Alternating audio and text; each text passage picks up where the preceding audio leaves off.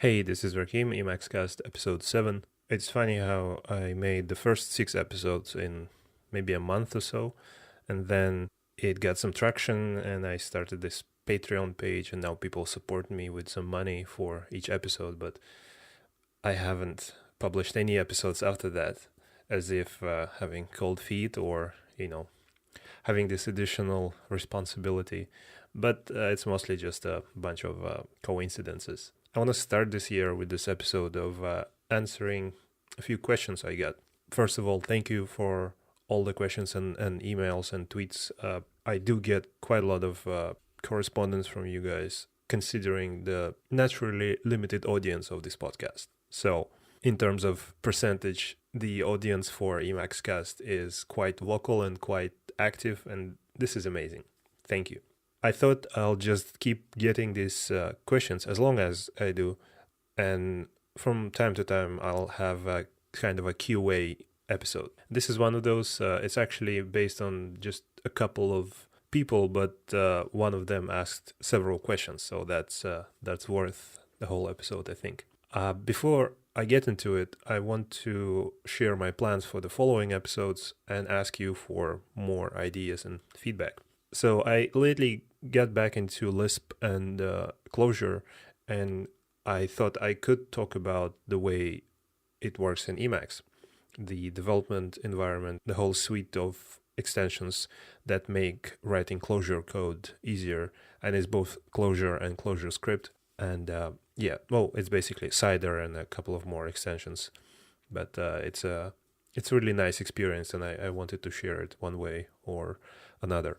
Another idea for an episode, I thought I could share all the resources that I have found useful when learning and continuing to learn Emacs, and websites and blogs and active people in the community and videos and all that. Just like a meta review of the resources available for this topic.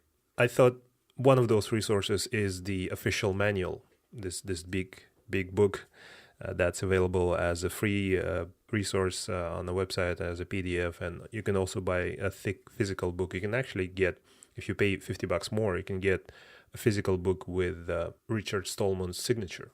So that's something. I thought, no, the official manual is this huge thing that's on its own, so it should be a separate episode about it.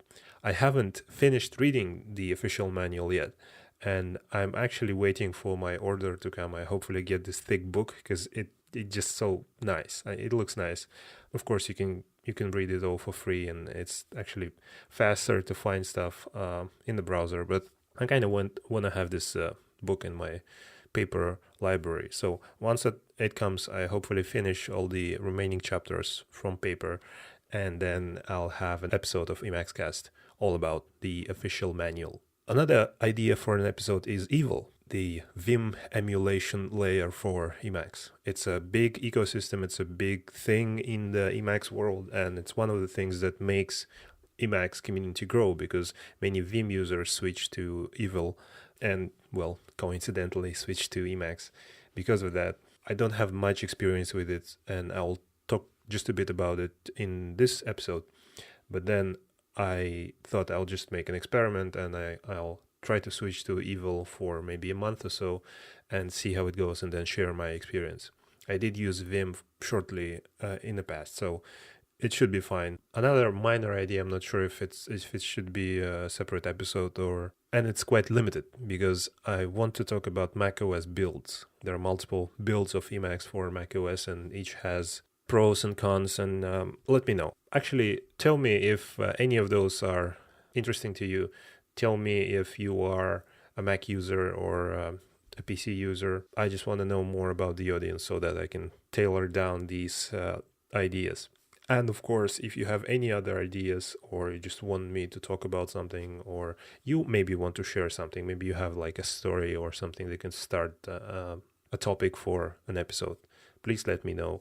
Any way you want, a comment on the Reddit or an email to emacscast@rakim.org.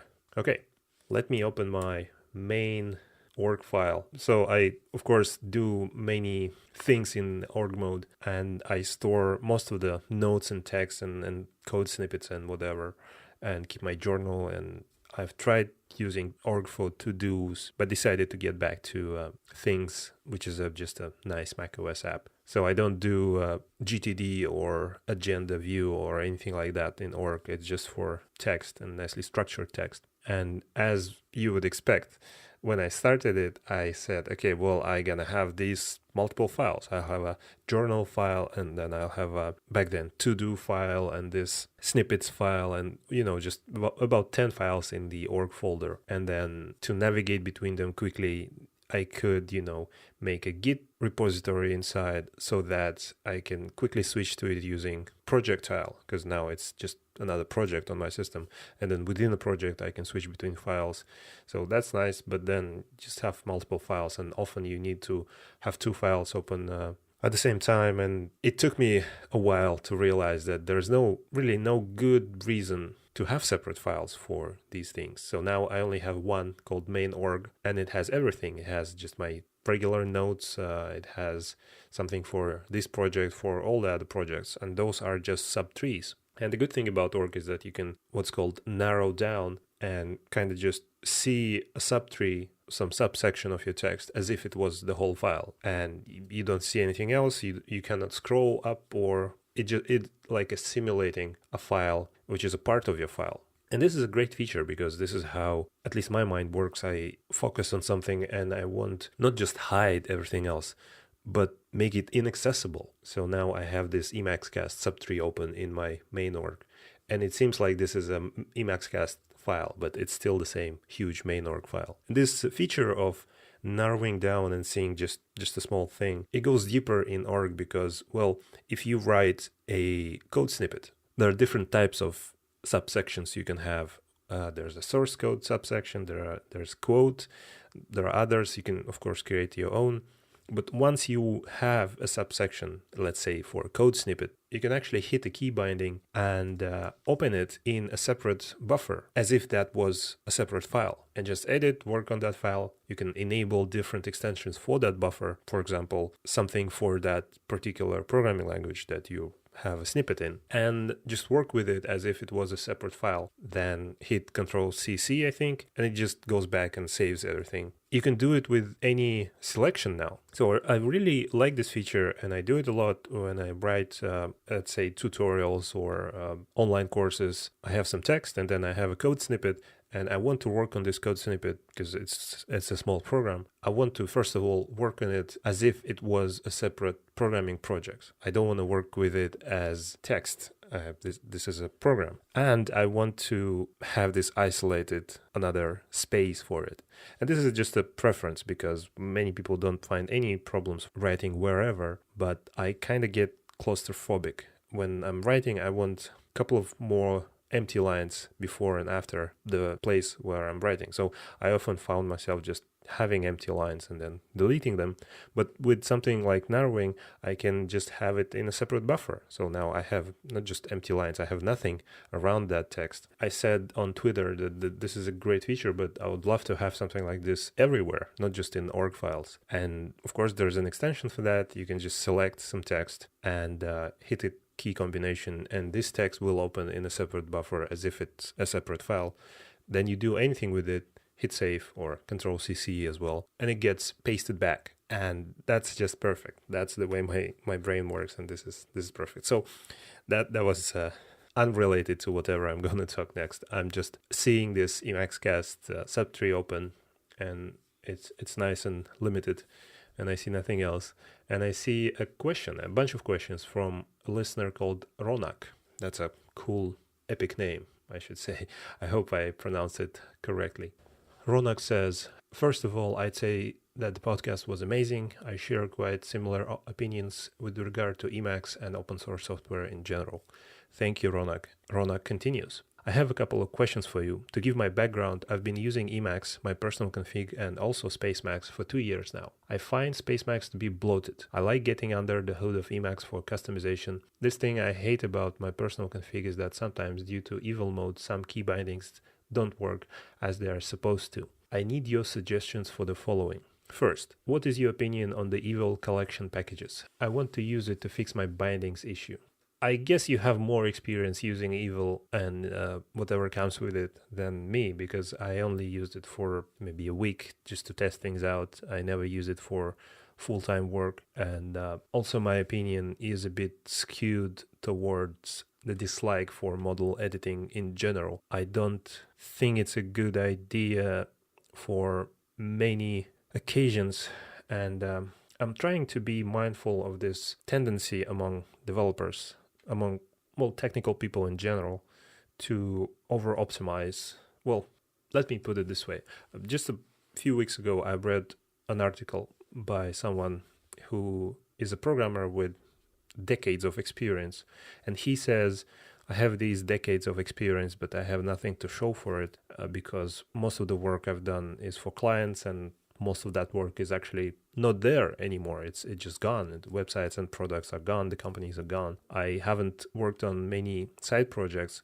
Well, he had, but as you know, if you do that, if you work on a side project, then you have tens and tens of those unfinished things just laying around for years. And it takes a tremendous amount of work to actually ship something, to finish something and show it to people. He argues that this is a problem that he sees in himself, and you can probably relate if you are a programmer, is that you start with an idea and it's just nice, and you get into some coding and you have a prototype, and then you decide, well, this code is really bad. I have to optimize it.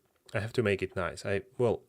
This is my project, right? I have to make it right. He talks about trying to be perfect, a perfectionism kind of thing. And maybe you can describe it this way. I'll just describe it as the general tendency of technical people to over-optimize. Because, well, this is the thing that we find the most fun most of the time. I bet many of you got into programming not because you wanted to ship a product, right? You didn't think about shipping a product. Well, at least I didn't.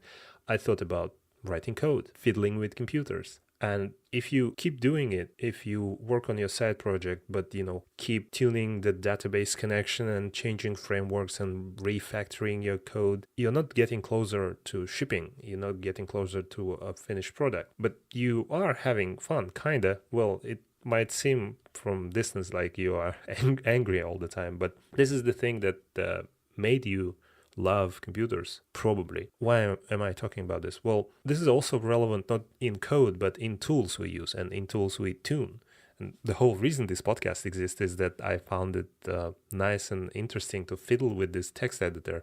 There's no really good reason. I mean, yeah, I can justify this all day long. I can say how nice everything is set up for myself and how efficient I am with Emacs compared to other text editors and how key bindings I use are so fast. But it's not like I made my work 10 times more efficient and I made myself 10 times more productive. I don't think there is a good story about anyone who, discovered Emacs and then finally he or she finished all the side projects and, started a company, etc. It's a tool.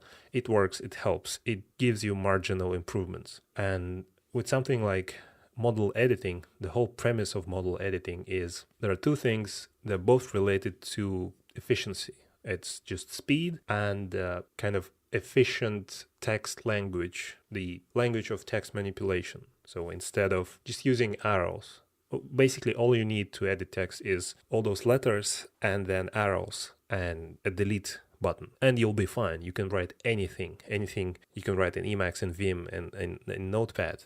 There's nothing that Emacs or Vim give you that just blows Notepad out of the water in terms of what you can produce in the end. Yes, it will probably take more time to just write everything and move with an arrow, but I mean, how much do you have to write? When people talk about Vim and they say, well, this model editing, this the way I can, edit and navigate text, it's just so much faster. And the way I type and do everything with, let's say I'm a touch typer, I do it so fast. I do like 200 letters a minute or something like that. And I'm thinking, yeah, awesome. Are you like a court reporter? That person who writes everything every single person says in a court hearing for hours and hours? Why do you need that speed? I mean, it's nice to have. I appreciate it. I want to have it too if I can. but I hardly write, maybe if I'm lucky, a few hundred lines of code per day. And if I do it even twice as fast, it's not like the actual amount of minutes of typing. It's not even hours. It's marginal. Most of the time in programming is not typing, and it's not even navigating. It's just a whole bunch of different things. And of course, it could be different for you. And sometimes, yeah, you have to write like 1,000 lines of code, and that will make a difference if you can make it faster. But I don't know. I'm always in a dilemma about things like that. On one hand, I do love all the things that you can fiddle with and think about efficiency and justify everything. But I mean, if you go to writers' forums, people who write, let's say, fiction books, they write a lot more per day than any programmer, like 10 times more, I think, in terms of actual symbols on the paper. And of course, they also talk about tools and software and computers and keyboards, but not that much. If you compare it, they don't talk about that stuff as much. Or maybe they do in like hidden places, I'm not sure. But from what I saw, many of those people talk about mainly the story, the thing that they write, the ideas, the characters. And it seems like every single software developer spends at least some amount of time thinking and talking about tools. And it's just it's funny, I guess. If you're thinking, what's your point? I don't think I can deliver on that. I just got carried away, and I'm trying to retrace my steps back, have this trace back view of my thoughts. And sometimes the memory is overflown and I cannot get my way back, but I think I'm getting back.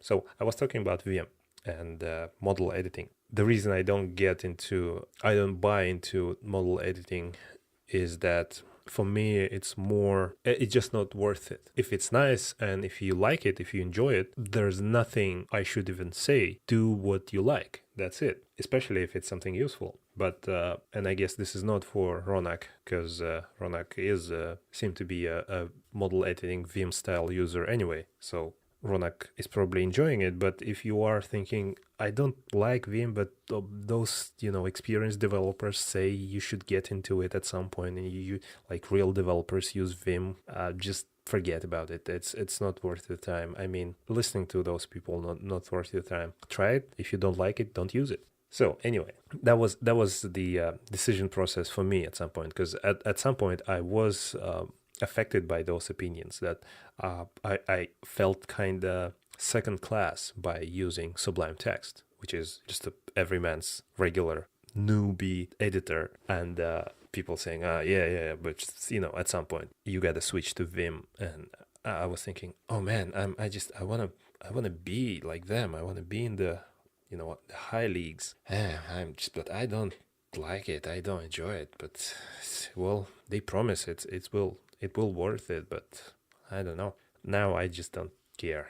It was a similar story with Emacs, because that's another thing that people say. Well, you gotta use Emacs, right? If you're serious about your craft, then that Sublime, like Notepad++, whatever, VS Code, not serious. Just not serious. I don't think you can hear anything like that from writers. There's no correct software or correct hardware for writing good books. And I don't think anyone would take an advice seriously if someone says, well, to write really good books and to be a real writer, you have to use a typewriter. Like, you use that Microsoft Word stuff, it's not serious. If you're serious about your craft, at some point you gotta switch to a typewriter.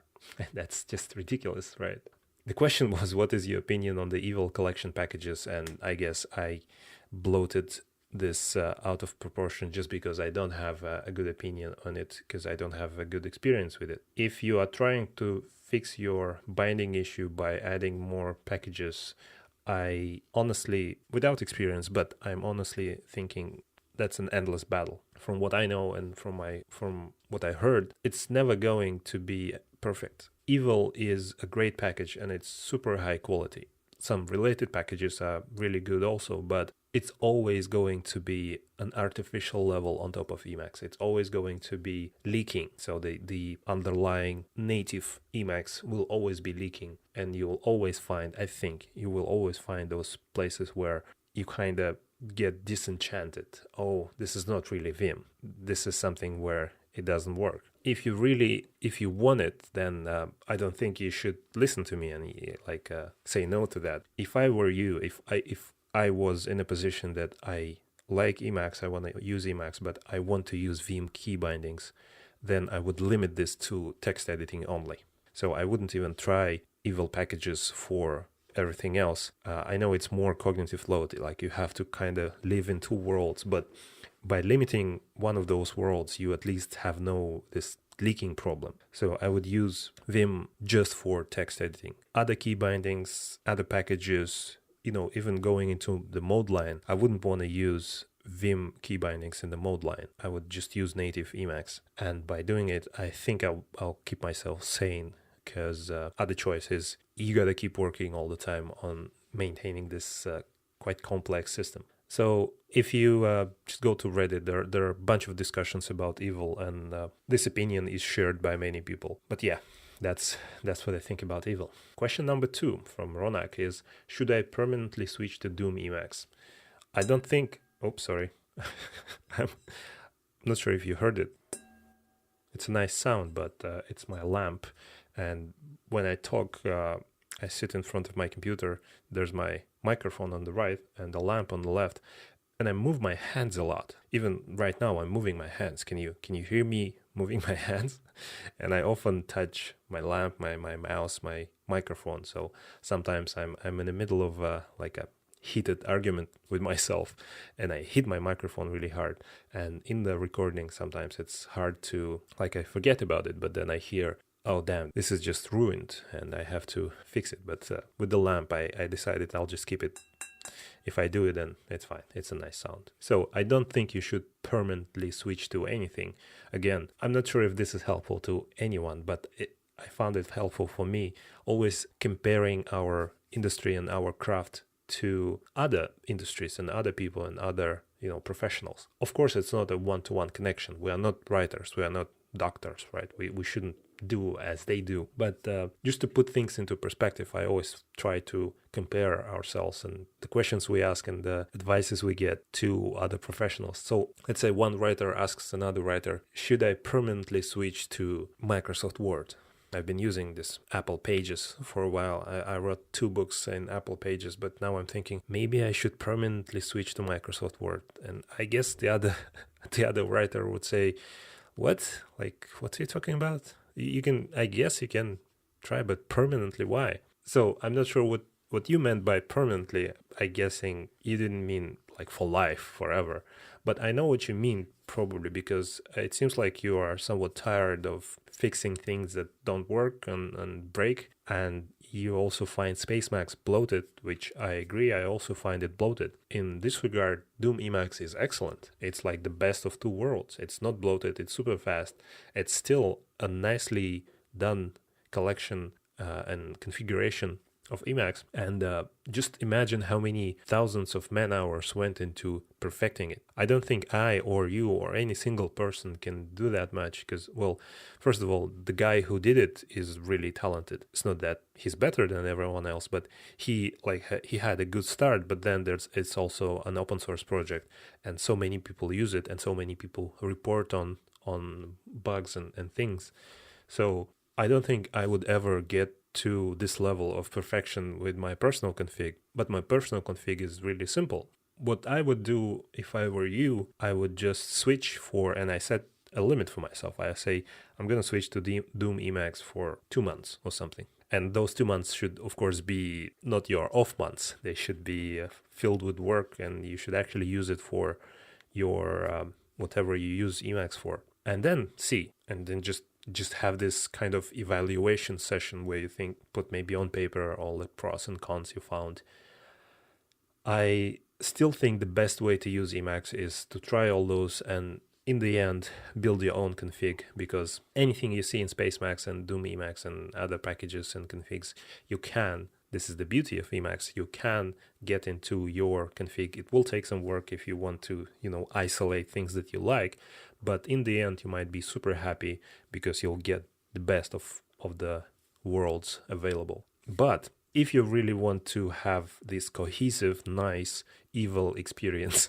That sounds bad, but if you do want these evil packages that work nicely together, then Doom, I think, is a great choice because, yes, it is so fast and less bloated than Spacemacs, and it's the evil ecosystem is tuned there, and it seems like most of the things work just as expected. But yeah, I think one of the future episodes I should do the same, should switch to Doom for a month or so and see how it goes and then report back. By then I'll have a better answer. Okay, number 3. I love autocomplete in Vim. The autocompletion in Emacs with company and others is very slow and sometimes doesn't pop up.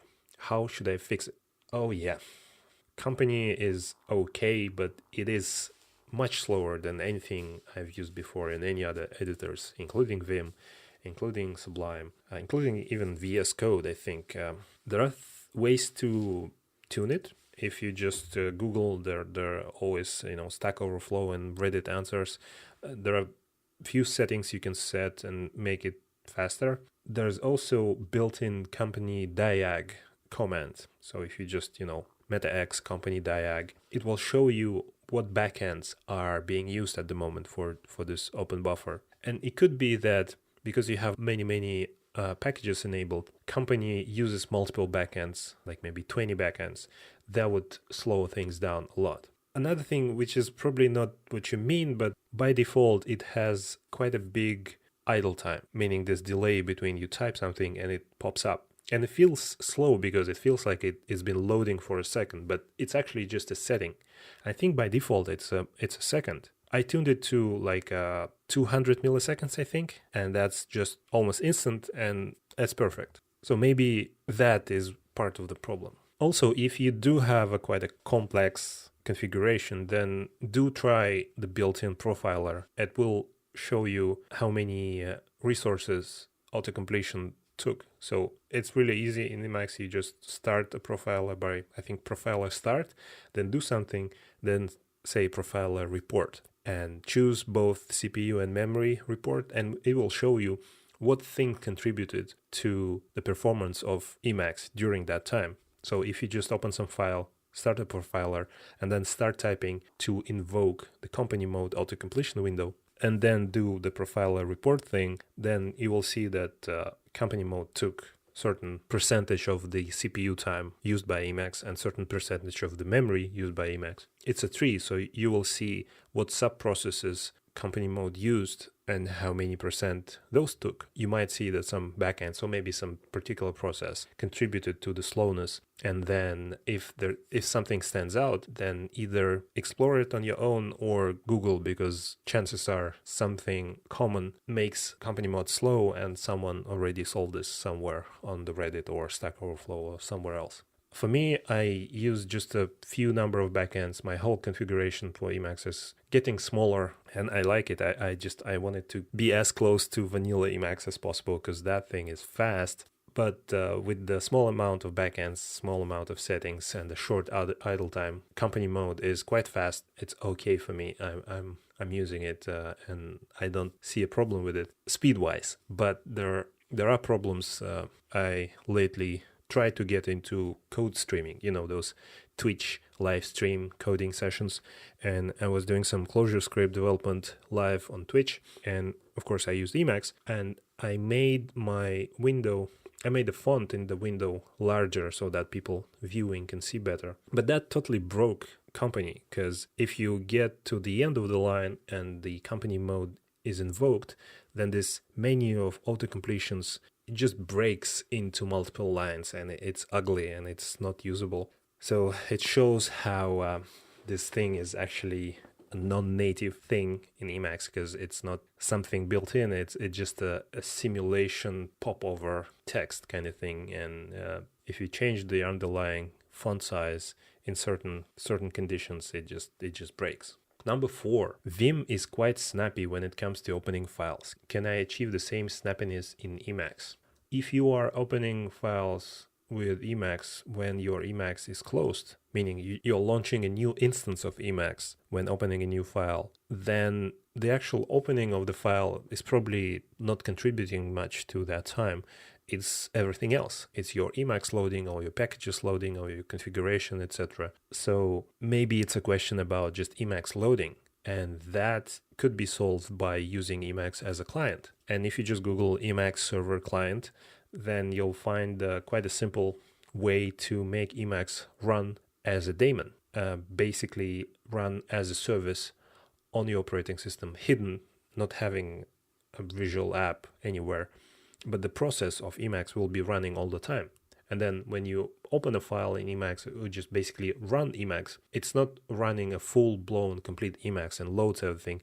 It runs Emacs as a client. And that means it just connects to the running daemon, and it should be instant. And opening a new file this way would be just instant.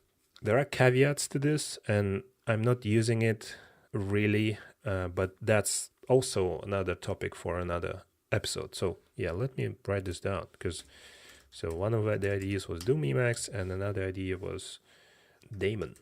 Is it daemon or demon? Because it sounds like Matt Damon, but I'm gonna say yeah.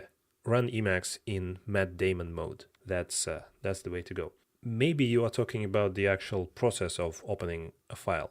Let's say you already have Emacs running and you do, Control XF and you open a file and it takes some time. If it's a huge file, then there is a setting to change the way memory is allocated for big files in Emacs. And again, if you just Google Emacs big files, you'll find this particular setting. That might help. If it's not a huge file and it still takes a long time, then do the profiler thing again. Run the profiler, open a file, then close the profiler, do the report, and see what happened.